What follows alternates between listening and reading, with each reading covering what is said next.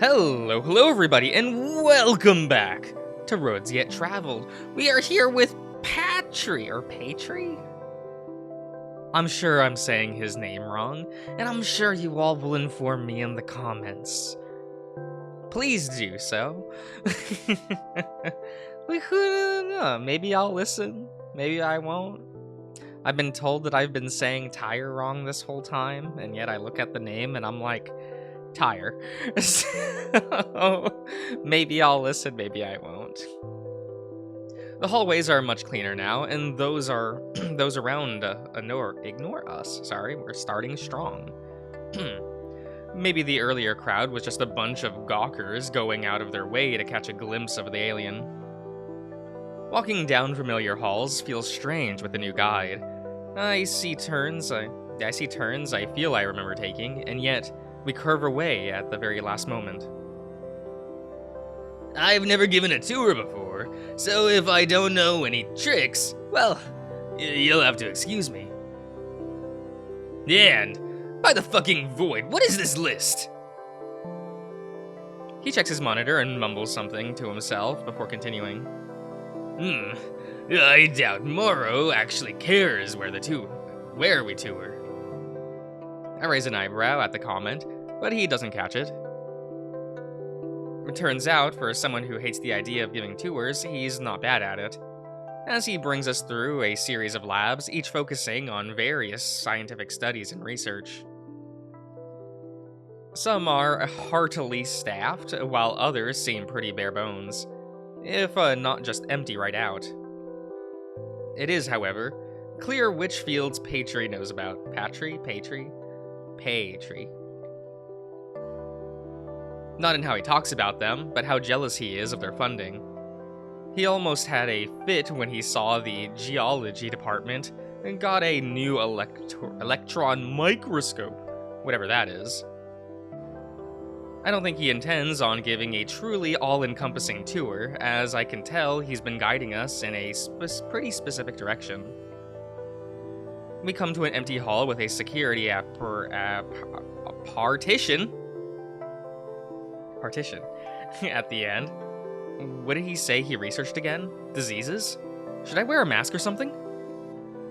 Getting us to the checkpoint, he stops before looking around. So, I perk up as he breaks the silence. I understand I've done nothing but question you for the last mark or so. Even so, you'll have to forgive me. I have more. How has your time been with Marrowyn so far? Good, I presume? Yes. Good. He's been treating you well, besides not feeding you, apparently. Yes? That's good. He's a very interesting man, a genius by all means. Very busy, though. Very curious. He closes the door behind us, checking the seal. I haven't known him very long. Well, not as long as I'd like, but... He takes a quick glance around, as if checking for any rogue eyes. What is he? Do you trust him? Of course I do. The words escape my mind faster than I could ever process the question. They're cutting and confusing to both of us. I know I trusted Marrowyn, but I didn't know it was that much. Good. He's an upstanding doctor and a genuinely kind Karen. But that's not really the question I wanted to ask. Huh? Have you noticed he's been, well, off recently? Perhaps he's just drowning in work. Maybe he's multitasking when he shouldn't be. Or he's just overwhelmed with, well, you. But something feels wrong. I've seen him busy before, but this feels different. Please, don't take this the wrong way. As much as you seem admirable, I still don't like coming to you, a stranger. But I don't know who else to ask. Surely, not his father. I doubt he even knows who I am. And I doubt he's the same root of some of these problems. I'm not asking you to spy on him. By the heart. Please don't go through his things or anything. Just maybe, if you can, let me know if there are any signs of situations that is rising to a crisis. Not eating, working late nights, ignoring aid when offered. You can talk to him easier than I can. Yes. My mouth speaks my mind, but my mind does not think. I answer Patry, but through all of it, I don't think I want to believe something is wrong with Marrowyn. Well, he's not eating, for one thing, and he is working late. You know, he's doing things. Being a little guy, as it were. Maybe that's because I already know, and acknowledging it brings it into reality. I have to, though, and no matter how hard.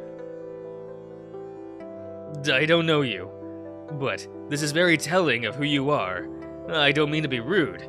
I'd have never expected this from an alien before today, so thank you. Here, give me your monitor. I'll let you know if I notice anything, and I expect the same from you. I nod and pull the phone out from my massive pocket, handing it over. What in the void, damned? This looks like trash. Hey. By the heart, I was hoping alien technology would have more style to it. This looks like a cracked slab of rock. Huh. Oh, don't worry, I'm not judging you for it. Much. But here, let me, There. I've added myself as a contact. For Marrowyn, alright? I nod, and he goes to walk away before stopping and turning back to me. Now, let's get this fucking tour over with, shall we? He walks over to the door at the end, scanning his ID. If you're going to learn anything from this fun little excursion, it will be in here. Without explaining further, he opens the door and walks in. I move to follow, but I'm blunted almost immediately by the wall of frigid air that seeps out and settles around my ankles. It must be fucking freezing in here.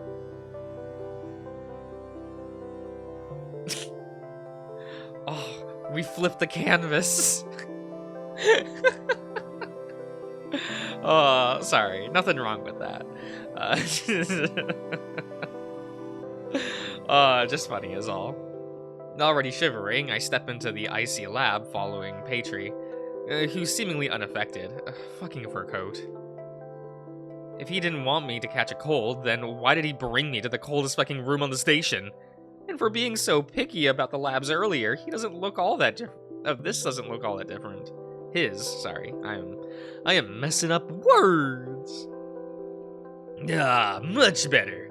I suppose if I must give a tour, I can at least give a proper tour of my own lab, no?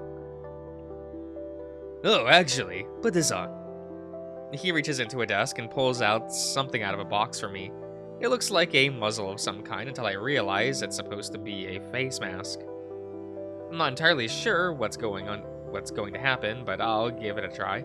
Awkwardly strapping the mask around my ears, I can tell it's not really going to be very effective. And so can he. I didn't really think this part through. Now that you are in no danger of being here, with or without the mask, it's merely standard procedure.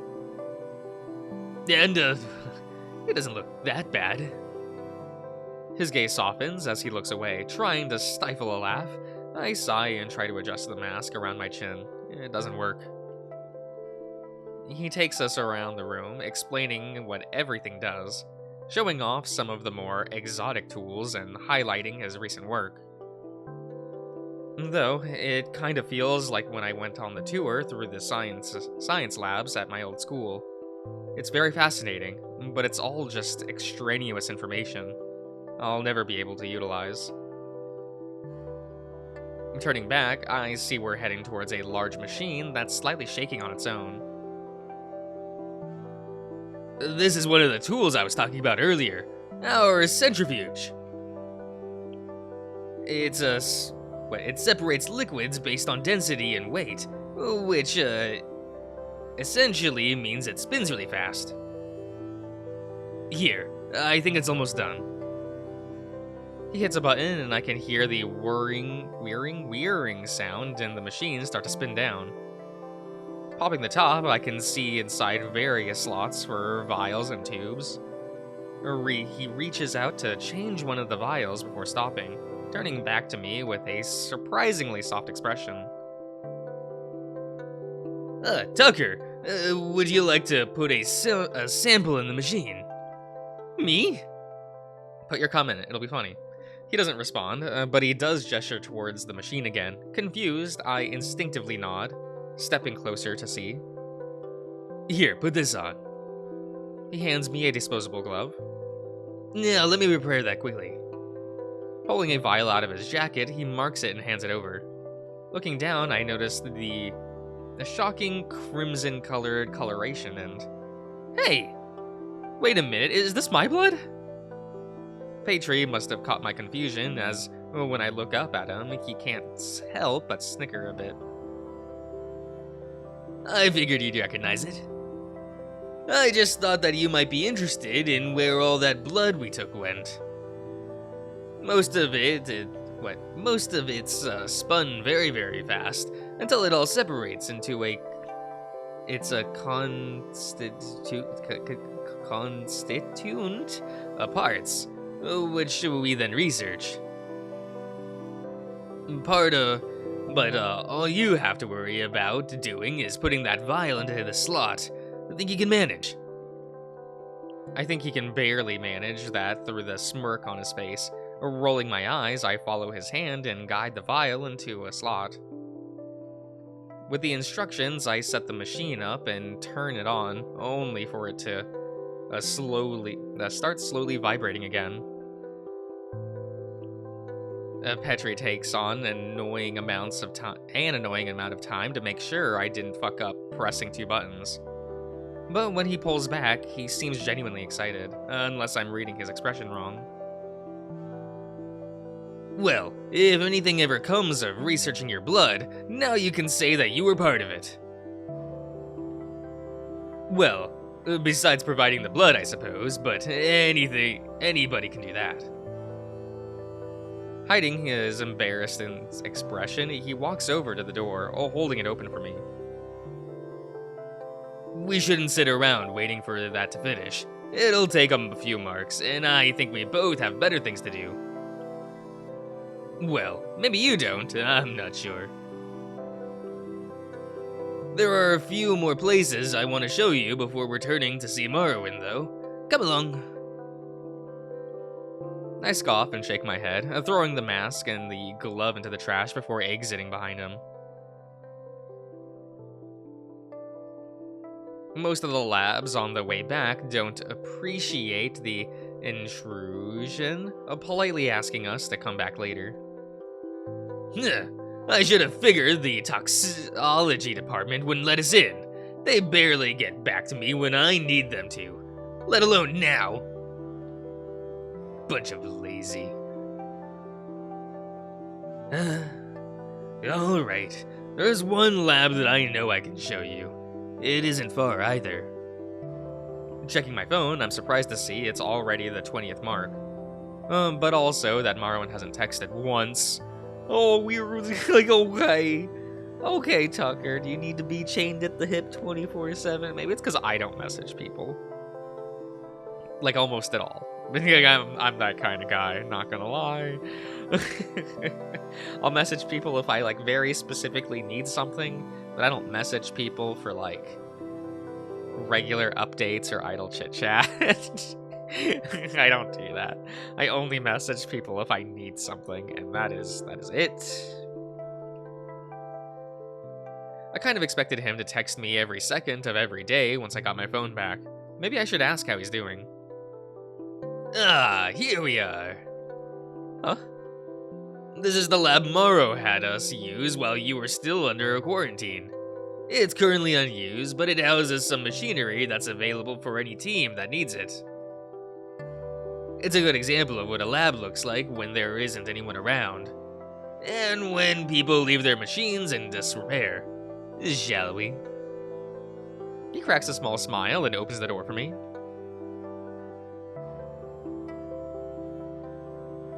It's pretty dark in here, and he notices it too. That's odd. The lights are normally on. Hold on. Walking over to the panel on the wall, he starts flipping switches and hitting buttons, but nothing seems to work. Well, that's a pain in my tail. Wait here. I think I know how to fix this. Should I come with you? His confused expression reminds me of the kind of position I'm in, and he heads out. It's fine. This is like only the 4th or 5th scariest place I've been left alone in on this station so far. Just text Roan. Be like, I'm in some, like, lab at dark, help me. Like, I don't know. He'll probably come running to repair it. He seems like that kind of guy. I would be afraid to ask Roan, like, anything, because I feel like he's the kind of person that's like, oh, I'm needed. Oh. And then, like, just drop everything. And I'm like, oh, that's interrupting his day in a way that probably doesn't need to be. I mean, it doesn't even have any creepy ambience, like dripping pipes or anything like that. Yep, nothing. Just seems like a boring old lab. Finding a... Ooh, excuse me. Oh, okay. Okay, I was adjusting my mixer as soon as the audio dropped, so like, ooh, I thought I accidentally turned off the audio. That's fine. Finding a stool and taking a seat, I pull out my phone again and start texting Morrow until I hear the door open. Oh, I guess it was an easy fix, but wait, the lights aren't even on. Turning around, I can see that the door is open, but no one's standing there. And just as fast, it closes. Hello? I'm almost startled off my seat as I hear. Hello? Is anyone there? Patry? Walking over, I see a faint orange light coming from behind one of the desks on the far side of the room. It's moving too, as it slowly dances off the wires and exposed metal parts of the wall. Creeping towards it, I can hear the faint thrum? Thrum? What's a thrum? Of some machinery getting louder and louder. Surely this isn't just some Karen looking for something, right? Why didn't I just walk outside? Coming to the final corner, I grab onto some kind of machine, which, much to my dismay, seems to have been fully assembled, and part of it snaps off. I barely catch myself on the cold metal floor. It hurts like hell, and I banged my shin pretty bad on the way down. Fuck! Forcing my eyes up, I see it's a Roomba. It's a future Roomba. That's my guess. I scramble backwards, stunned by whatever the hell this thing is. This? Hello? It floats gently in place, the thrumming noise clearly coming from it. Can you understand me? I give it a short wave, and it comes a few inches closer. It must be like cleaning drones or something. Maybe they scan for broken equipment. That seems like what it was doing. Leaning back and forth, I can definitely see now that some kind of eye is following me from behind the lens. Maybe I should try it for show it my key. Why would the cleaning robot need to use my key? You can go back to work now. It doesn't move. Moving my leg, I look around for something for it to do. Pointing to the machinery, I broken my descent. Fix this. It doesn't turn. It does turn to it for a second, but for whatever reason, it turns back. Can you at least help me get up? Extending my arm up for the robot, I feel ridiculous as I stare into its soul eye. It does not move to help me. Steadying myself on one of the desks, it surprisingly stays level with my head, almost making eye contact. Fuck, this is gonna leave a bruise. Suddenly, the lights flick on. Patry must have figured out the issue. As I hobble away, however, I notice I'm being followed. You can go. Clean again. A cleaning routine. Engage! Alright, follow me then. See if I care. Halfway to the desk, I hear footsteps coming from outside, and the door opens. Continuing the tour without me. If I had known you were so excited to visit an empty room, this tour could have been a lot shorter. Wait, are you alright? Me? Yeah, totally fine. Just totally fine. You're limping. Noticing my error, I inconveniently try to fix my position, only for him to roll his eyes at me. Sighing and walking into the room, he pulls over a stool and places it next to me. Sit. Now. A bit embarrassed, I managed to without much of a hassle. Pagey crouches down and rolls up my pants to see the damage. Going by his expression, it might be pretty bad. How did you fuck up that badly, Takar? Takar. At least we don't have to shave you to see where the impact was. Though that does look like it hurts. What do you do? It doesn't matter. Let's see. There's a lot of junk in here. It might have been a mistake to come. Fortunately, since there is a lot of junk here, that means there's probably something around I can use. Getting up, he scrounges through some drawers, going from container to container, looking at it for something. Maybe he knows what that... Hey, what? Where'd that robot go? I'll ask Marrowyn about it later. Oh, finally! Thank the heart! Patrick comes back with something wrapped in plastic. If nothing else, you can always count on someone else's laziness. Unwrapping the item, he pulls out a fresh roll of gauze. This should have been cleaned out a week ago, but I figured there'd still be some left. Lucky for you, huh? I nod, extending my leg for him to bandage. Excuse me. And once again, he displays his skills as he expertly tends to my wound.